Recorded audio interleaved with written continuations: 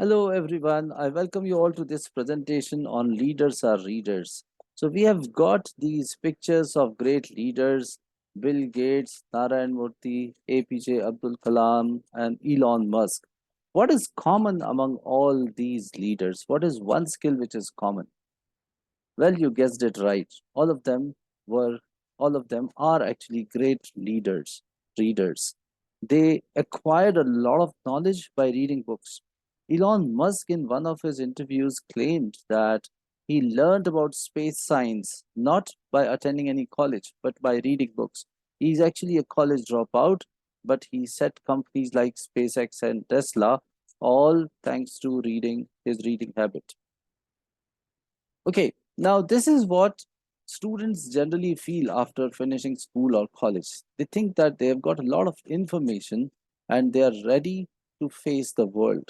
But the dream shatters when they see so many people with the same information and they realize that information is not education. Information is just data and facts unless and until they know how to apply them, unless they know how to be ready to explore by themselves.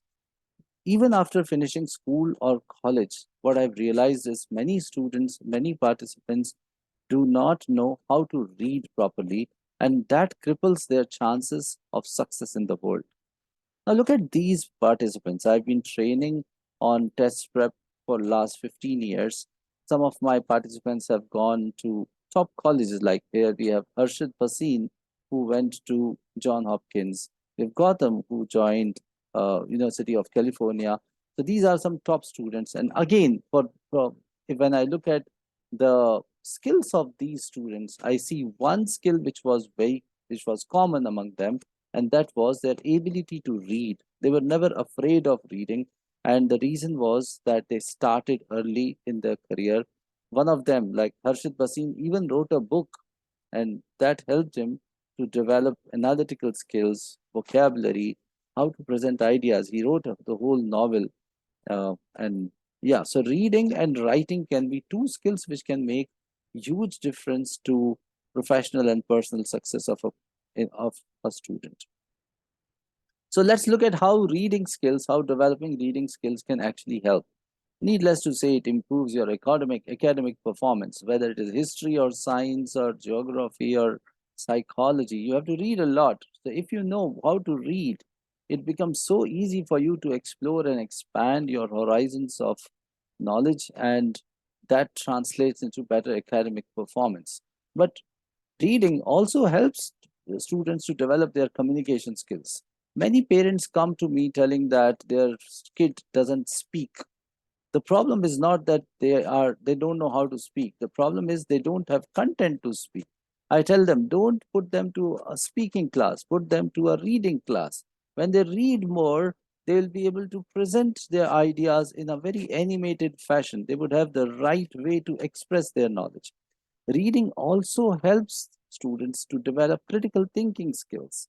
Nowadays, with the advent of all these electronic media, they are swamped with so much of unnecessary content, which actually doesn't give them a chance to analyze and think deeply. Reading is the only way where students get a chance to think about a subject deeply, thinking about various aspects of it, positives, negatives, and when they have to answer questions in the reading comprehension test, it helps them to develop critical thinking skills. Reading also helps you to enhance memory. Why? Because when we give these lessons, we tell them how to filter out unnecessary information, how to focus on only the key things. So when there is less content to remember, it becomes easy to retain the information. So reading is great way to improve a person's memory. And last but not the least, it helps participants to improve their personal and professional lives. They become it becomes easy for them to relate to others. They become more empathetic towards others, and they become more acceptable in the society. So reading can be one skill which can be like a keystone habit to start developing many other habits which can bring success to a student's life. So this is how we have structured our curriculum. It is based on memory and focus. We start with memory and focus and some simple techniques for by which students can actually develop their focus.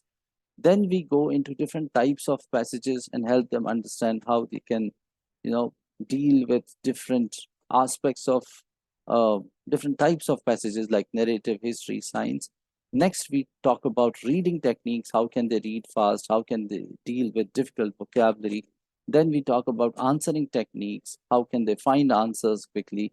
Then there are exercises based on reading and answering. And at the end, there is assessment and feedbacks. So, in nutshell, what exactly is the goal of this workshop? The goal of this workshop is to inform the students that being well informed is not being well educated.